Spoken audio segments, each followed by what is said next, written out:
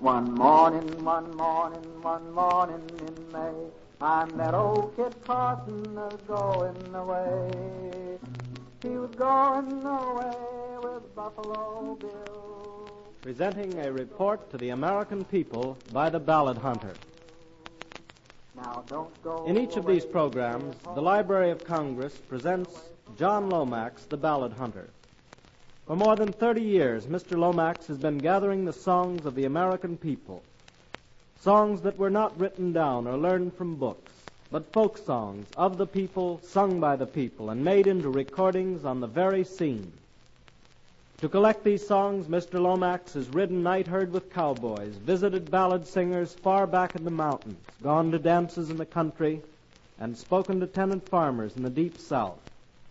Today we tell you the story of how Mr. Lomax first started collecting the songs of the people, how he was encouraged by President Theodore Roosevelt, whom he met at a rodeo in Cheyenne, Wyoming. For big Wallopy and Comanche Bill, they'll lift up your hair on them dreary black hills.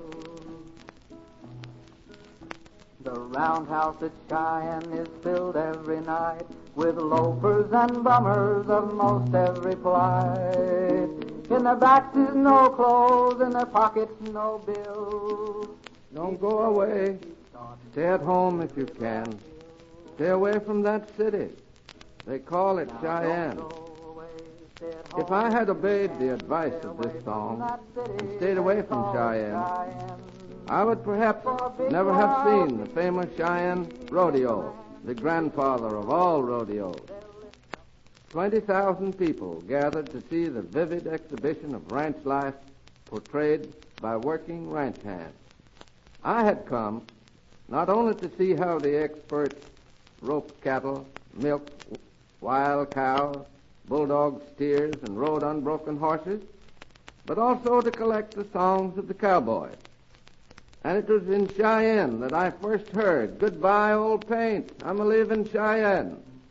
Goodbye, old paint, I'm leaving Cheyenne. Goodbye, old paint, I'm leaving Cheyenne.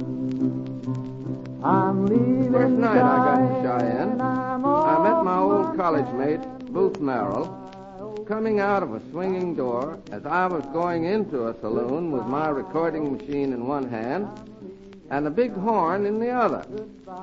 Booth said that it was sad to meet me in Cheyenne going into a saloon, and I told him I was just as surprised to find him in Cheyenne coming out of a saloon. Out in western Oklahoma, where I live, Booth later said, the cowboys stopped the fiddles for the last dance, the home sweet home dance, and instead all together sing and dance to waltz time, "Goodbye, old paint, I'm a-leavin' Cheyenne." No dance. Goodbye, old paint, I'm leaving Cheyenne. Goodbye, old paint, I'm leaving Cheyenne. Goodbye, old paint. The next day at the rodeo, I saw the rough-riding Teddy Roosevelt gallop by the grandstand waving a big 10-gallon white hat and giving cowboy yells. That evening, I went to see the president at his hotel to ask him to write a foreword to my new book on cowboy songs. "What do you want me to say, Lomax?" I told him I had not found much encouragement for my collecting work in the West, and that the Western people fail to realize that ballads throw light on Western condition and Western traditions. Teddy Roosevelt added not only that, but the ballads illustrate the curious reproduction of medieval conditions in the West. You take Frank and Jesse James, he said. Perhaps they carried the tradition a bit too far. Then he stopped and roared out a stanza of the Jesse James ballad. Later, a Westerner sang it in this way. Did you ever hear the history of Frank and Jesse James and the four younger boys? But the dirty little coward that shot his Charlie Howard, he laid Jesse James in his grave. When the President of the United States sang, he did not say, dirty little coward, he used a good old American cuss word describing the murderer who shot Jesse James in the back. Finally, the President wrote this letter for my book. Cheyenne, August the 28th, 1910. He began, "You have done a work emphatically worth doing, and one which should appeal to the people of our country." And he ended, "It is a work of real importance to preserve permanently this unwritten ballad literature of the back country and the frontier. With all good wishes, I am very truly yours, Theodore Roosevelt." Born dull and eyes, the children, they were brave, but the dirty little coward, Charlie Howard, he laid Jesse James in his grave. All the people held their breath when they heard of Jesse's death. They wondered how he ever came to die. But the little Robert Ford sneaked in like a thief, and he shot poor Jesse on the sly. President Teddy Roosevelt went on to encourage me to collect all types of ballads, in addition to cowboy songs. The Jesse James ballad you have just heard has many versions, and it's spread throughout the country. In my search, I found a hillbilly mountain version sung in southwestern Virginia.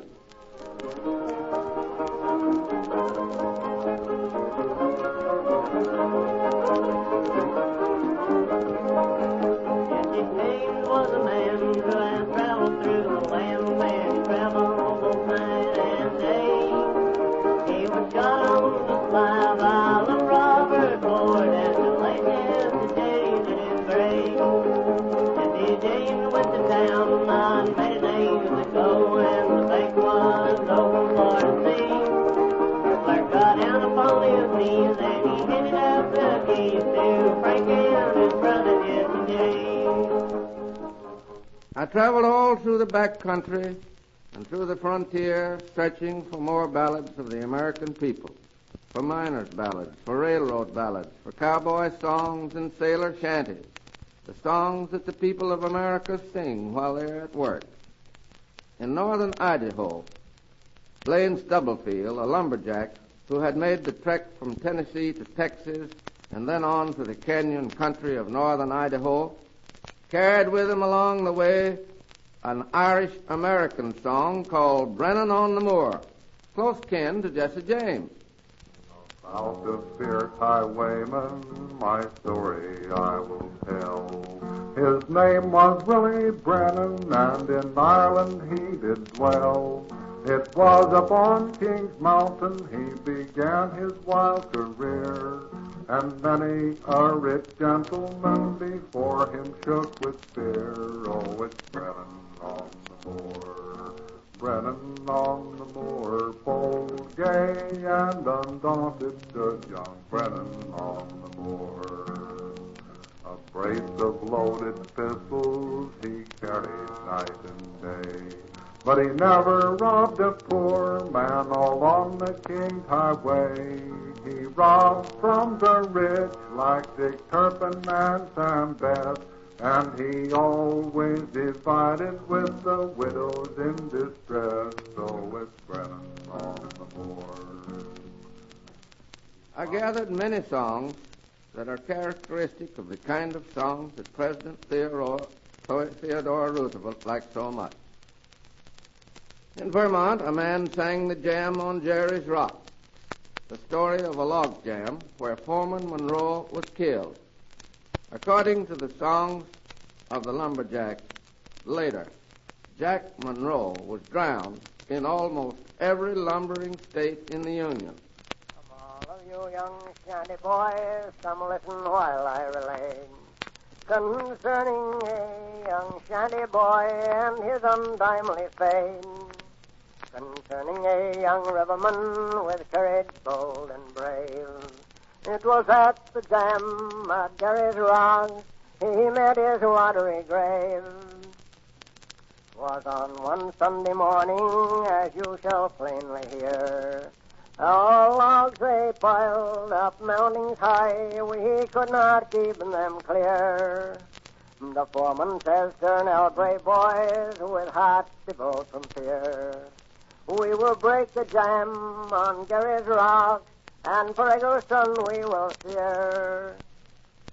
Some of them were willing, whilst others they were not. And from the North Country, as the lumberjacks and fishermen sang their ballads while at work, back in the cowboy country, the cowboys also sang their song. Sioux Indian is the name of a ballad that the cowboy could sing knowingly, since part of his work was taken up with fighting the Indians away from the trail herd. Alec Moore, in traditional cowboy manner, sings the song like this. I'll sing you a song, and it'll be a sad one, of our trials and troubles and how they begun. We left our dear kindred, our friends, and our home, and across the wide districts and mountains to roam. We crossed the Missouri and joined a large plain, which carried us over mountains, through valleys and plains. And often every evening a-hunting we'd go to shoot to sleep antelope and a wild buffalo. We heard the Sioux Indians all out on their plains. And at night the cowboy often became moody and spoke and sang of death. The cowboy's work was dangerous work, and death rode close to his shoulder blade.